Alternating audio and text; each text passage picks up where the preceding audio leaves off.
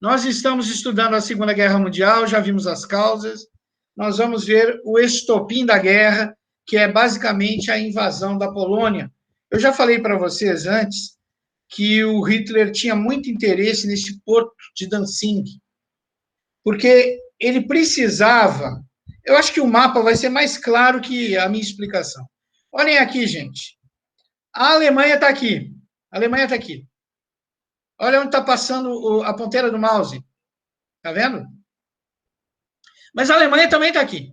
Ué, como é isso? Vocês esqueceram que, além da Alemanha, haviam as conquistas da Alemanha. Como é que tu faz para unir os dois lados? Tu precisa desse território aqui, ó. Tá dando para ver a ponteira do mouse? Tá sim, seu Luciano. Pronto. Então, os nossos amigos da Alemanha tinham grande interesse de unir isso aqui, ó. A Alemanha com as conquistas da Alemanha. Que conquistas? Tchecoslováquia, Sudetos, Áustria. Para unir isso aqui, eles precisavam desse pedacinho de terra. Mas, mais que isso, eles precisavam do porto de Danzig. Esse porto, ele dava... Eu não sei se vocês conseguem ver aqui, ó, meio em laranja. Está vendo aqui, ó? Esse porto, ele levava até um acesso que permitiria futuramente às tropas nazistas terem esse corredor aqui, ó. Eu estou passando o mouse sobre ele. Esse corredor que seria um acesso para a Europa Oriental e a futura conquista da Europa Oriental. Então, vocês podem ver pelo mapa que realmente a Polônia era fundamental para os nazistas, para que eles viessem a fazer o que eles tanto queriam, que era recriar o Império Germânico, esse Reich, o terceiro Reich, o terceiro império, né? Já houve dois impérios germânicos antes, o primeiro império de Frederico o Grande, o segundo império, naquele período das unificações tardias que vocês estudaram lá, o nosso amigo Otto von Bismarck, e, finalmente, o terceiro império seria agora o Reich nazista de 1000 anos. E vocês podem ver que, para conseguir isso, primeiro, a gente precisa desse pedacinho de terra que, para azar da Polônia, pertence a ela.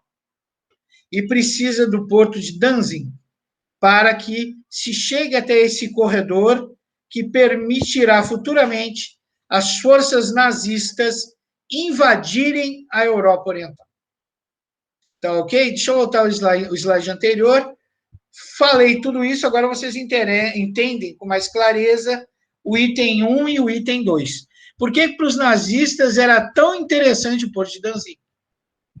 Acabei de falar, acabei de mostrar no próprio mapa. E por que os nazistas se interessavam tanto pela criação do corredor polonês, que só era acessível através do porto de Danzig, porque permitiria futuramente a invasão da Europa Oriental. Ok?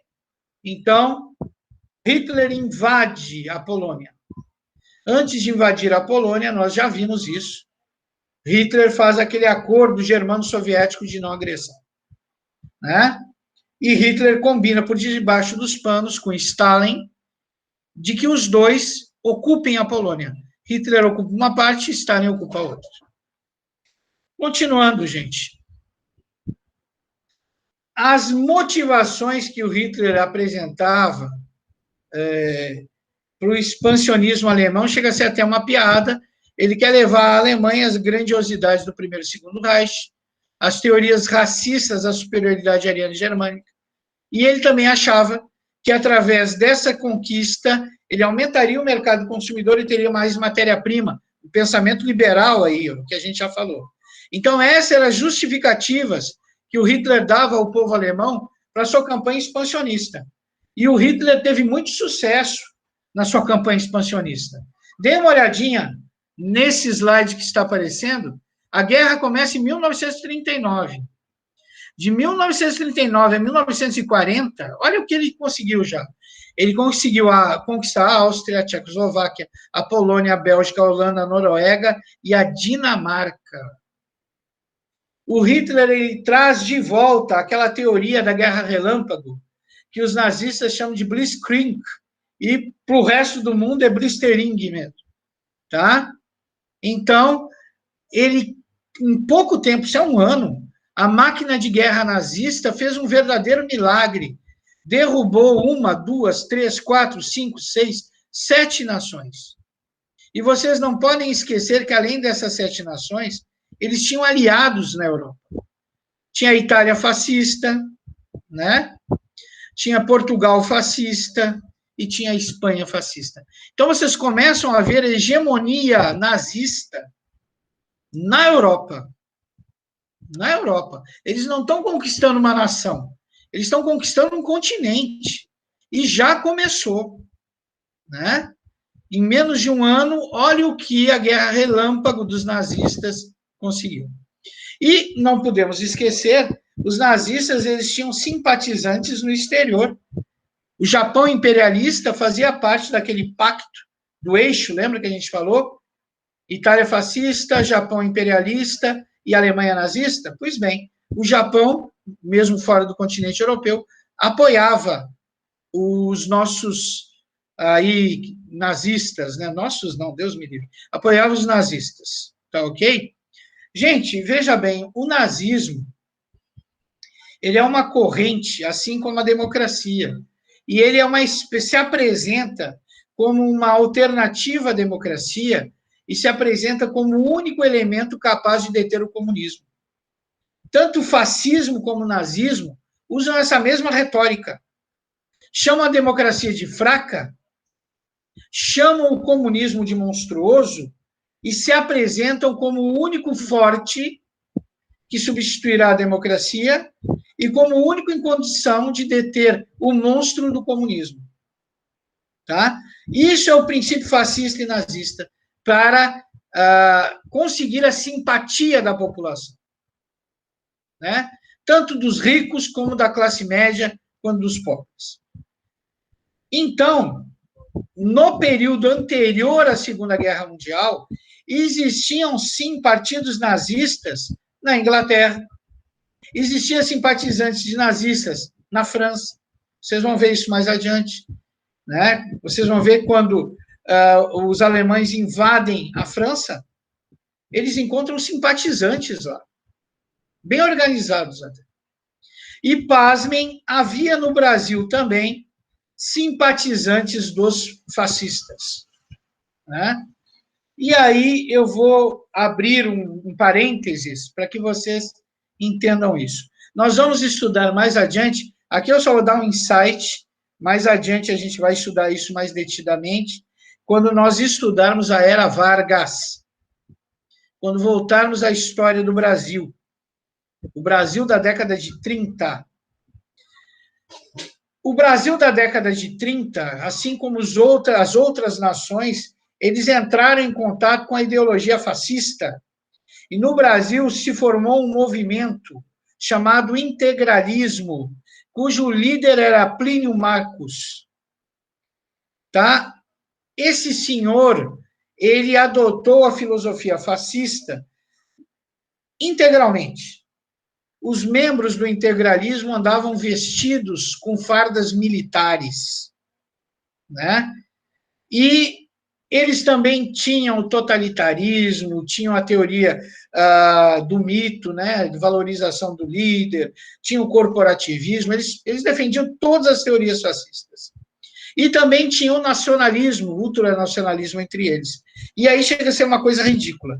Como eles queriam ser ultranacionalistas, eles adotaram aquele comprimento nazista do braço estendido, só que, ao invés de dizer Rai, qualquer coisa do gênero, ou salve o Duce, como diziam os nossos amigos italianos, eles gritavam Anauê, que é uma palavra de origem índia, um comprimento dos índios, né? Para caracterizar um ultranacionalismo, porque não tem nada mais nacional, nada mais brasileiro que o indígena, ele que estava aqui, né? Então, era um movimento fascista dentro do Brasil e que o Getúlio Vargas tinha muita simpatia, né? O Getúlio Vargas nunca se declarou fascista, apesar de ter se tornado um ditador. Nós vamos estudar isso mais detidamente adiante, no período conhecido como Estado Novo. Mas ele nunca se declarou fascista, mas ele também não escondia que tinha uma certa simpatia pelos princípios. Tá ok? Então, depois de abrir esse parênteses, voltamos aqui ao expansionismo nazista. Nós vimos que, em curto espaço de tempo, os nazistas fizeram aí várias conquistas. No entanto, a cereja do bolo, porque todo mundo dizia, olha, a máquina de guerra nazista é imbatível. Daí algumas pessoas falavam, também só bateu em país fraco, né? Você só pegou nação pequenininha. Eu quero ver ganhar da Inglaterra e da França. Então, Hitler, para provar a invencibilidade da máquina de guerra nazista, para se mostrar como o Napoleão da Idade Contemporânea, ele precisa, desesperadamente, conquistar a França e a Inglaterra. E conquistando a França e a Inglaterra, ele terá a hegemonia da Europa Ocidental. Porque o que não for conquistado por ele vai ser aliado dele. Então, nós vamos observar, e eu peço que vocês prestem bastante atenção nisso, que nós vamos ver agora que Hitler volta os seus olhos para a conquista da França. Os franceses penaram na mão dos alemães na Primeira Guerra Mundial. Espero que vocês ainda consigam lembrar disso. E eles penaram com os alemães na Primeira Guerra Mundial, principalmente na segunda fase da Primeira Guerra Mundial, conhecida como trincheiras, onde os nossos amigos da Alemanha e os nossos amigos da França cavaram trincheiras, cada um ficou numa, e se transformou numa guerra de mobilidade, um esperando que o outro inimigo se mexesse para exterminar. Isso ficou na cabeça dos franceses. Então, presta atenção no seguinte, se a Alemanha agora aposta numa guerra de mobilidade, os franceses apostam numa guerra de imobilidade. Então, os franceses construíram, deixa eu mostrar isso para vocês, a linha Maginot. Vocês estão vendo essa fortificação? Isso não é uma fortificação, gente, isso é um bunker. Isso é uma trincheira feita de concreto e aço, com várias cúpulas, com canhões capazes de perfurar tanques e derrubar aviões.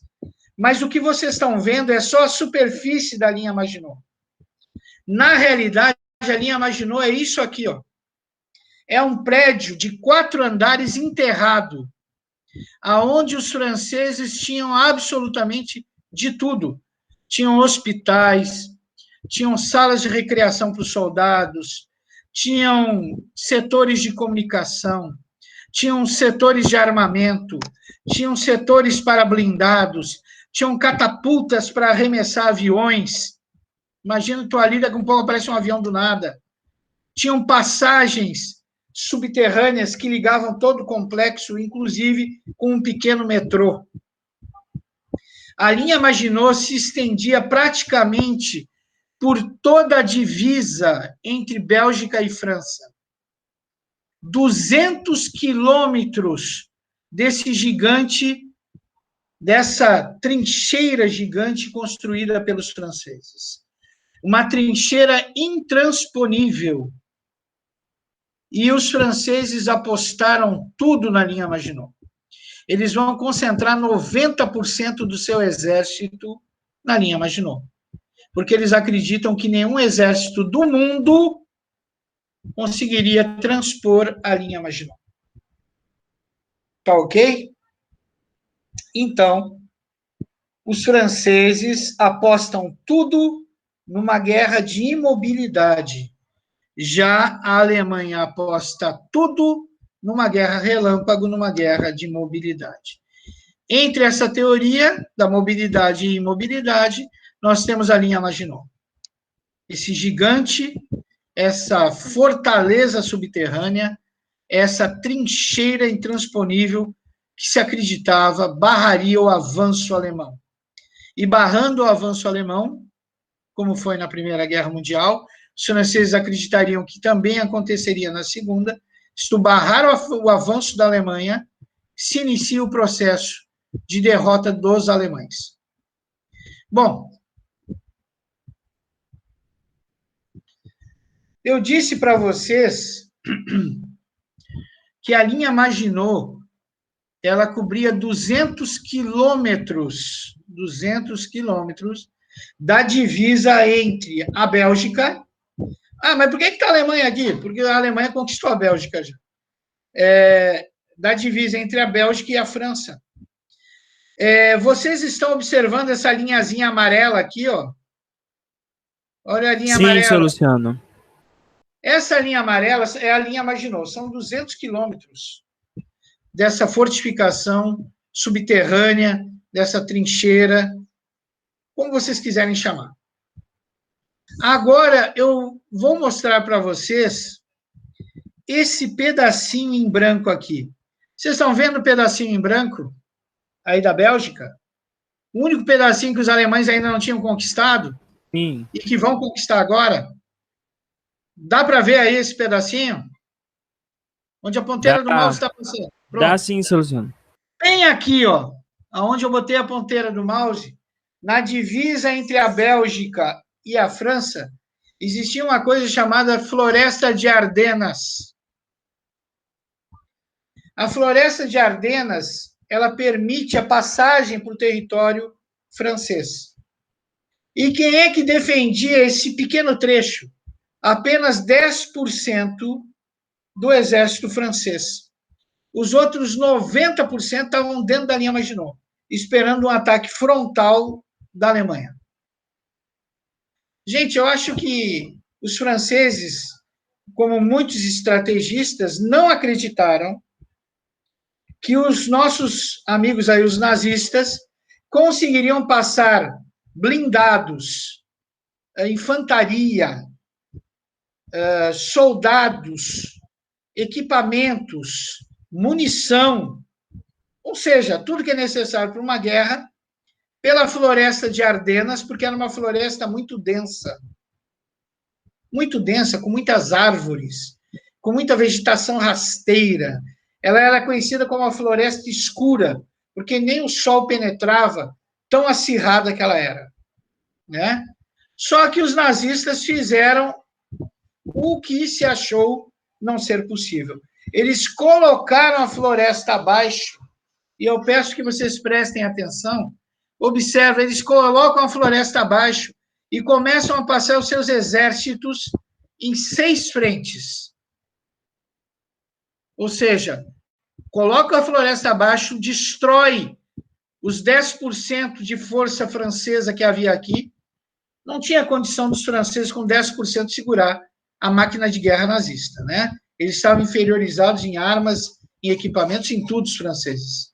10% segurar a máquina de guerra nazista não tem como.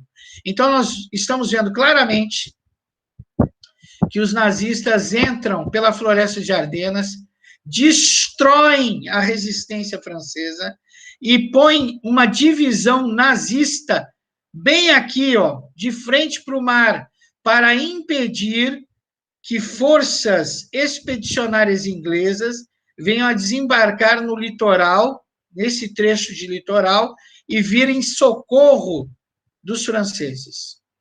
Outro grupo do exército nazista se encaminha para outra cabeça de praia, para também impedir o desembarque de forças inglesas que poderiam vir salvar, ajudar os franceses. E 3 divisões dos nazistas dão a volta por trás da linha Maginot. Olha aqui, ó. Uma divisão, outra e outra. 3 divisões da Alemanha atrás da linha Maginot. Ou seja, 90% do exército francês está preso dentro da linha Maginot, cercado por nazistas pela parte de trás e cercado por nazistas pela parte da frente. O que os nazistas precisam fazer agora é simplesmente sentar e esperar a rendição do exército francês. Enquanto isso, gente, Paris é dominada em tempo recorde e a França vai ser conquistada em 46 dias. Vocês pasmem, segundo os próprios generais alemães, eles riam e debochavam dos franceses, porque diz que a pequena Polônia resistiu mais aos nazistas do que a grande e poderosa França.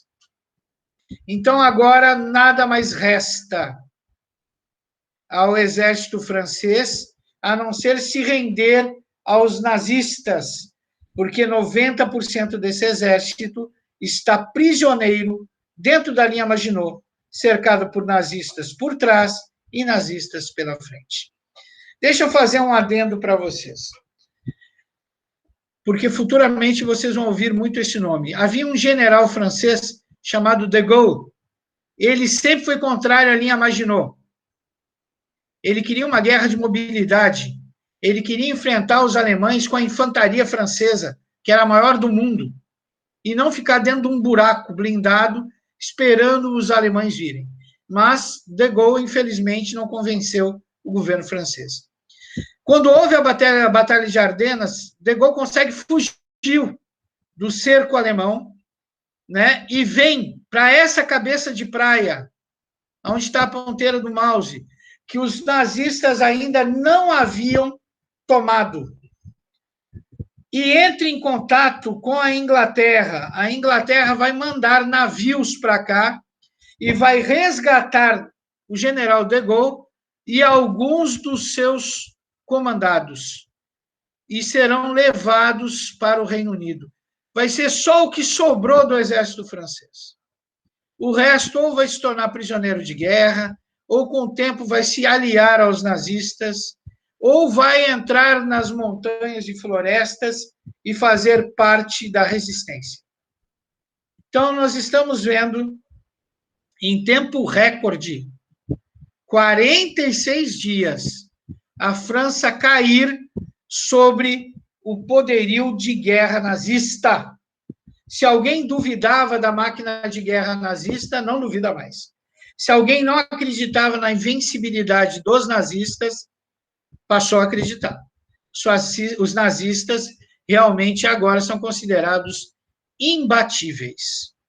Tá? Imbatíveis. Bom, a França dominada, os nazistas entram na França no dia 22 de junho, ocupam Paris, perdão, e os nazistas propõem dividir a França em duas. Um lado seria dominado, literalmente, pelos alemães nazistas, e o outro lado teria um governo colaboracionista. Então, observa isso, gente. O que os nazistas estão propondo agora para os franceses é o seguinte: olha, vocês não precisam odiar tanto a gente vai dividir a França ao meio, né? Ao meio não, porque o lado nazista era maior. Esse pedaço maior vai ficar com a Alemanha nazista, um governo nazista, os recursos todos vão ir para a Alemanha, o povo vai trabalhar para a Alemanha, está tudo certo. E o outro pedaço vai ser um governo francês, mas que se submeta ao nazismo e ao governo nazista, que se submeta ao Führer, ou seja, um governo colaboracionista.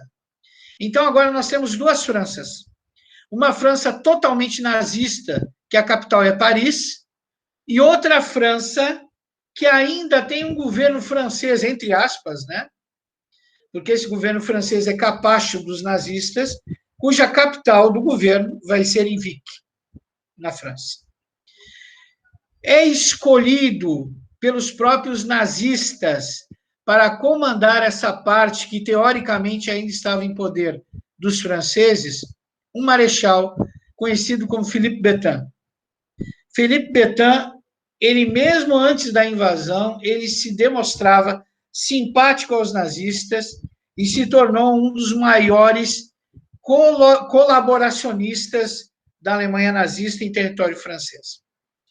Os alemães nazistas imediatamente mudam a Constituição francesa, surge uma Constituição aos moldes fascistas que torna lei obrigatória a perseguição aos judeus. Então, eles vão estimular, através da própria Constituição francesa alterada, a perseguição aos franceses judeus ou aos judeus que moram na França. Eles vão ser colocados em trens de carga e descarregados nos campos de extermínio, os campos de concentração existentes e criados pelos nazistas, cujo mais famoso é Auschwitz. Tá ok? Então, nós vimos que a França, totalmente conquistada em 46 dias, tem agora os seus recursos, tem a sua indústria, o seu parque industrial, tem seu mercado interno, tem seu território, totalmente sob o controle dos nazistas. O que não está controlado diretamente por eles tem um governo francês, entre aspas, mas colaboracionista dos nazistas. Pessoal, a invasão dos nazistas à França foi algo muito traumático para os franceses, né? Está aqui o beicinho do francês, dá até pena do bichinho, né? E os franceses, em sinal de repúdio à invasão nazista, quando apareciam soldados nazistas andando por uma rua lá de Paris, eles viravam a cara, eles não queriam ver os alemães, os nazistas, em território francês, eles não queriam enxergar. Então, eles viravam a cara. Era uma maneira de protesto, vamos dizer assim. Nessa figura aqui abaixo, deixa eu ver se eu consigo subir um pouquinho. Eita, droga. Nessa figura aqui, vocês observam esse senhor, que é o Marechal Pétain, sendo cumprimentado por Hitler em pessoa, né? Aqui embaixo vocês têm uma foto do Marechal Pétain, que vai, a princípio, governar aquela parte do território francês que, teoricamente, ainda ficou sob o comando de franceses. Mas os franceses que ficaram lá eram franceses no molde desse senhor aqui, do Marechal Pétain, que eram colaboracionistas, simpatizantes dos nazistas. E aqui Hitler não poderia deixar por menos, ele tira uma foto tendo como pano de fundo a Torre Eiffel. Olha só. Os franceses realmente estão totalmente humilhados pelos nazistas, estão totalmente humilhados pela máquina de guerra nazista. Tá? Bom, vamos ver as conquistas agora da máquina de guerra nazista. Nós vimos que agora eles têm a Áustria, eles têm a Tchecoslováquia, tem a Polônia, tem a Bélgica, tem a Holanda, tem a Noruega, tem a Dinamarca e agora tem a França. Cereja do bolo, como dizia Hitler, né? E tem como aliados a Itália fascista, Portugal fascista e a Espanha fascista. Se vocês observarem bem, a Europa continental caiu nas mãos dos nazistas. Eles dominam tudo. O que eles não dominam é ocupado por simpatizantes. O que ainda não foi dominado pelos nazistas? A Europa insular ou peninsular, que é a Inglaterra. Essa ainda não foi dominada. Essa ainda resiste. Poxa vida, deixa eu ver se eu tenho um mapa aqui para mostrar. Não tem. Poxa vida, eu devia ter posto um mapa aqui. Então, o que falta para sedimentar a conquista da Europa Ocidental, falta só a Inglaterra. Só a Inglaterra falta. Se Hitler tivesse conseguido vencer a Inglaterra, provavelmente ele tinha ganho a guerra, né? E provavelmente ele teria dominado o mundo também, provavelmente. Vamos ao próximo slide. E aqui nós vamos passar por uma nova fase da Segunda Guerra, uma fase muito interessante, que é a chamada Batalha da Inglaterra, que até hoje é a maior batalha aérea que se tem notícia. Tá? Nós vamos estudar, então, vamos dar, tem uns minutinhos, tem 10 minutos. Nós vamos dar só a introdução à Batalha da Inglaterra, a qual terminaremos na próxima aula. Bom, o Hitler, ele sabia de duas coisas. Primeiro, que não seria uma conquista fácil da Inglaterra. Por quê? Porque os ingleses tinham a maior marinha mercante, a maior marinha de guerra do mundo.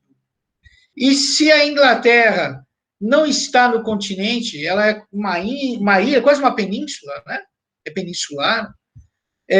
Nós vamos observar que a única maneira de chegar ao território inglês ou é pela água, pelo mar, ou é pelo ar. Pela água, eles teriam que enfrentar a poderosa marinha inglesa e provavelmente os nazistas não sairiam vitoriosos. Pelo ar, eles teriam que enfrentar a Real Força Aérea, a RAF, famosa por ter os melhores pilotos do mundo, né? No entanto, o Hitler, ele traça um plano de invasão da Inglaterra. Deixa eu passar para o próximo slide para vocês poderem ver. E o plano do Hitler é bem simples, simples entre aspas, né? A primeira fase desse plano é propor aos ingleses, achando que eles estão com muito medo, uma trégua, onde a Inglaterra entregaria para os nazistas, para a Alemanha nazista, as suas colônias na África, e o Hitler assinaria um tratado jurando que jamais invadiria a Inglaterra. Os ingleses não caíram nessa, porque Hitler não cumpria tratados, muito menos os juramentos que fazia. Então, eles não aceitaram esse acordo. Não aceitaram esse acordo. O Hitler, então, não tem outro jeito. Ele vai ter que esquecer essa negociação vantajosa, como ele chamava, e partir para a guerra, né? Contra a Inglaterra, partir para uma futura invasão do território inglês. Se vocês quiserem, se tiverem um tempinho, gente, eu peço que vocês busquem lá no Google a resposta que o Churchill deu para o Hitler, né? Que ele disse que eles jamais se renderiam, fazer um resumo do que ele falou, que eles lutariam nos mares, lutariam nos ares, lutariam na terra, nas montanhas, lutariam nas ilhas, lutariam em todo lugar. Eu também engasguei aqui. Lutariam em todo lugar. Então, eles nunca se renderiam. Eu também engasguei mesmo. Eles nunca se renderiam, porque, segundo Churchill, isso não era uma guerra. Isso era a luta do bem contra o mal. E eles não se renderiam. E foi o que aconteceu, né? Os ingleses, apesar de saber do poderio da máquina de guerra nazista, e nós vamos ver isso agora, eles não se rendem. Se recusam a se render, né? Bom, a estratégia nazista, então, é bem simples. Nós vamos começar com ataques aéreos. Esses ataques aéreos têm dois objetivos. Primeiro, a destruição da RAF, da Real Força Aérea Inglesa. Depois, esses ataques aéreos pegariam uma parte mais a sudeste da Inglaterra e começariam ataques massivos sobre a marinha inglesa, criando uma espécie de clarão no mar. Ou seja, não é clarão porque vai ficar iluminado, clarão é porque não vão haver muitos navios de guerra ingleses nessa região. Aproveitando que a RAF conseguiu, a Luftwaffe conseguiu exterminar já a RAF e já conseguiu exterminar parte da marinha que defende o sudeste da Inglaterra, eles enviariam primeiro navios de guerra alemães que ficariam próximos do território inglês e, em segundo ponto, enviariam paraquedistas que cairiam nessa faixa de terra do litoral inglês e formariam uma cabeça de ponte. O que é a cabeça de ponte? É quando se ocupa uma posição avançada dentro do território inimigo. Era exatamente isso que os nazistas iam fazer. Com os paraquedistas fazendo a famosa cabeça de ponte, desembarcariam as forças anfíbias trazidas pelos navios nazistas. E daí começaria a conquista da Inglaterra. Bom, o plano é muito bom, e para isso o Hitler vai usar todos os recursos que possui. Vocês podem notar aqui que a primeira atitude que ele toma para começar o seu plano de destruir a RAF, eu vou até sublinhar para vocês aqui, ele concentra nesse ataque a Luftwaffe 5, que tinha base na Noruega, a Luftwaffe 2, que tinha base na Holanda, a Luftwaffe 3, que tinha uma base a oeste do Rio Sena. Ele reúne um total de 3.600 aviões contra os 871 aviões da Real Força Aérea Inglesa. Então, na realidade, isso aqui é um massacre, gente. 3.600 aviões contra 871. A diferença aí dá mais ou menos de mais de 4 aviões, né? Desculpe se eu estiver fazendo a conta. Não é. Mais ou menos acima de 4 aviões. Para cada avião inglês haviam 4 aviões nazistas. Para 4 aviões da RAF haviam 4 aviões da Luftwaffe, né? Então, os nazistas acreditam na vitória iminente. É uma questão de tempo para que o plano nazista se concretize. Primeiro, a destruição da RAF. Segundo estágio, o esgotamento das forças marítimas inglesas que ficavam ao sudeste. Terceiro estágio, aproximar a marinha nazista da Inglaterra. Quarto estágio, desembarcar paraquedistas que vão formar uma cabeça de ponte dentro do território inglês. Quinto estágio, aproximação dos navios nazistas e o desembarque das forças nazistas. Mas isso nós vamos ver na próxima aula. Já cansei vocês demais por hoje. Agradeço a paciência de todos. Ok? Certo, Agradeço Luciano. a paciência de todos vocês. E na próxima aula nós vamos dar fim à Batalha da Inglaterra e vamos, se possível, entrar já na Operação Barbarossa, que é a invasão da União Soviética. Tá certo? Muito obrigado a vocês. Uma boa tarde e que Deus os abençoe.